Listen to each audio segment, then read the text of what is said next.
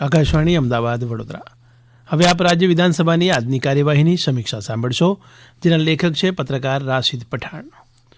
ગુજરાત વિધાનસભા ગૃહમાં આજે સવારે 10 કલાકે બેઠક મળી હતી. પ્રશ્નોત્તરી દરમિયાન નાણાં, ઉર્જા અને પેટ્રોકેમિકલ્સ, જળ સંપત્તિ અને પાણી પુરવઠા, અન્ય નાગરિક પુરવઠા અને ગ્રાહક બાબતો, સહકાર, મીઠા ઉદ્યોગ સહિતના વિવિધ વિભાગોના પ્રશ્નો ચર્ચાયા હતા. પ્રશ્નોત્તરી પૂરી થયા બાદ ગૃહમાં ગુજરાત ટૂર ડેવલપમેન્ટ કંપની લિમિટેડનો સન 2022-23નો વાર્ષિક અહેવાલ રજૂ કરાયો હતો. એ જ રીતે ગુજરાત રાજ્ય હાથશાળ અને હસ્તકલા વિકાસ નિગમ લિમિટેડનો વર્ષ 2018-19, 2019-20, 2020-21 અને 2021-22નો અહેવાલ ઉપરાંત Gujarat railway and urban development corporation લિમિટેડનો સન 2022-23નો અહેવાલ, Gujarat rural industries marketing corporation limited 2020-21નો અહેવાલ, ગુજરાત એગ્રો ઇન્ડસ્ટ્રીઝ કોર્પોરેશન લિમિટેડનો અહેવાલ, ગુજરાત જૈવ વિવિધતા બોર્ડનો અહેવાલ, Gujarat state dam safety organisation ગાંધીનગરનો 2022-23નો અહેવાલ, ગુજરાત રિયલ એસ્ટેટ રેગ્યુલેટરી ઓથોરિટીનો સન 2022-23નો અહેવાલ રજૂ કરાયો હતો. આ અહેવાલો રજૂ કરાયા બાદ ગૃહ વિભાગ અને બંદરો તેમજ વાહન વ્યવહાર વિભાગની વિવિધ માંગણી પર ચર્ચા અને મતદાન હાથ ધરાયું હતું.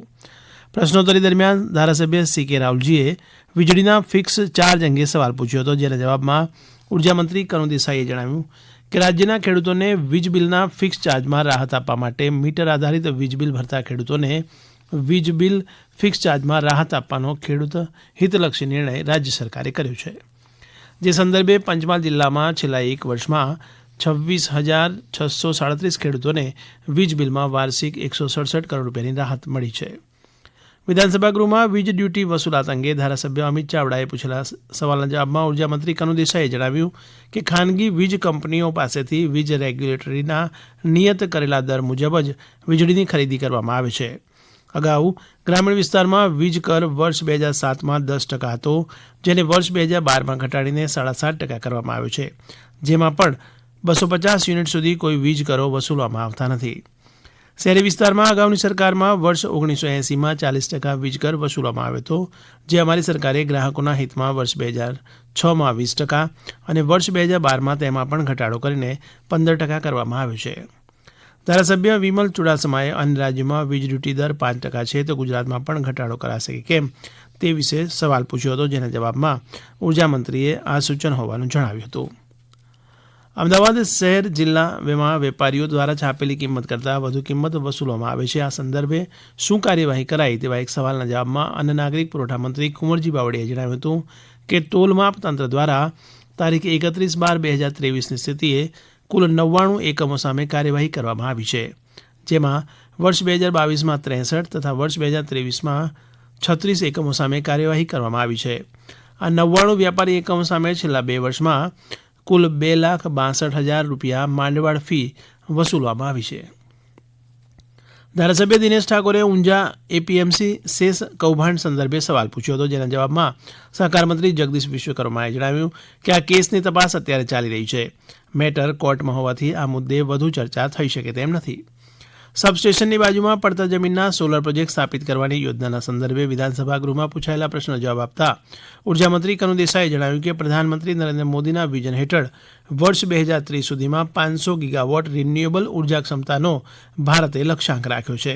ત્યારે આ લક્ષ્યાંકમાં ગુજરાતનો 100 ગીગાવોટ વીજ ક્ષમતા ફાળો થાય તે દિશામાં ટીમ ગુજરાત કામગીરી કરી રહી છે. ધારાસભ્ય મોહન કોંકણીએ કાકરાપાર યોજના વિશે સવાલ પૂછ્યો હતો, જેના જવાબમાં જળસંપત્તિ મંત્રી મુકેશ પટેલે જણાવ્યું હતું કે કાકરાપાર યોજના થકી સુરત જિલ્લામાં પાણીના અભાવવાળા વિસ્તારોમાં પણ સિંચાઈનું પાણી પહોંચ્યું છે.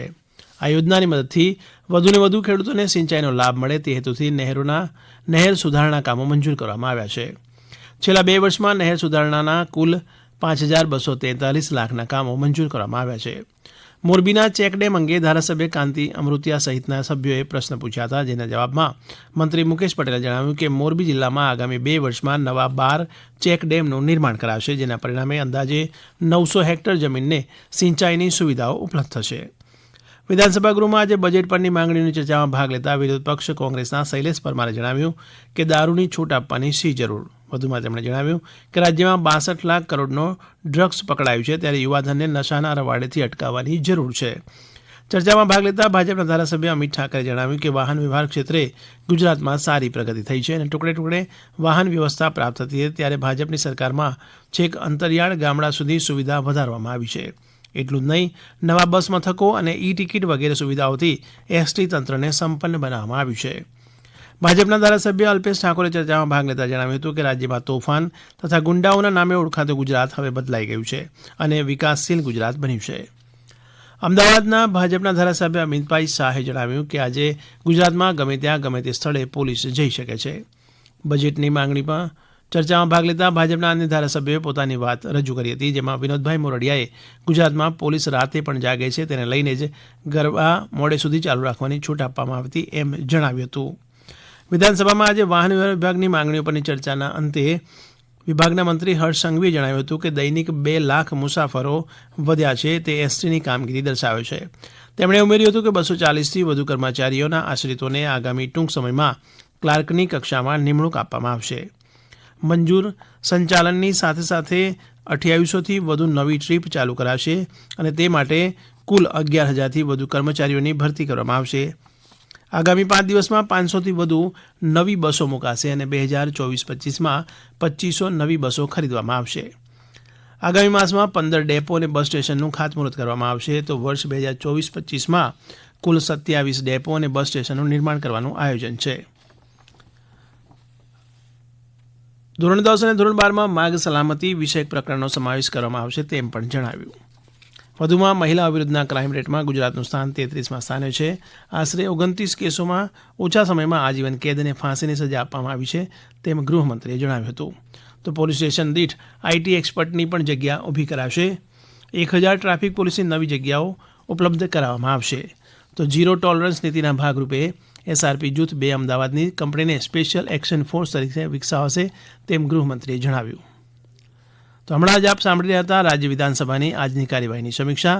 પ્રસારણ આકાશવાણીના અમદાવાદ વડોદરા કેન્દ્ર પરથી કરવામાં આવ્યું.